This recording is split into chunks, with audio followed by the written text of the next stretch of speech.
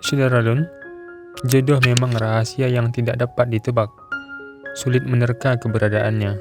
Namun, tetap yakinlah bahwa jodoh memang telah diatur oleh Allah Subhanahu wa Ta'ala.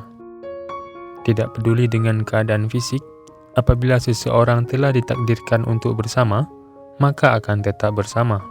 Sesuatu yang telah ditakdirkan milik seseorang tidak akan pernah tertukar dengan milik orang lain. Hal inilah yang terjadi di negeri jiran Malaysia. Detik-detik sebelum dua anak manusia sah dalam ikatan pernikahan diabadikan oleh seorang fotografer yakni Alang Nordin. Video yang dibagikan memperlihatkan pengantin pria yang memiliki kekurangan menuju tempat ijab kabul menggunakan skateboard. Mempelai pria bernama Haziq Samrat nampak bersemangat ketika berjabat tangan melangsungkan ijab kabul. Sementara itu, mempelai wanita bernama Mira juga tersenyum menandakan dirinya bahagia.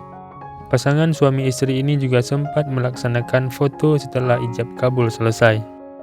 Video mempelai pria menggunakan skateboard ke tempat ijab kabul diunggah pada hari Minggu, 24 Juli 2022. Sampai hari ini, Selasa 26 Juli 2022, videonya telah disaksikan hampir 1 juta tayangan.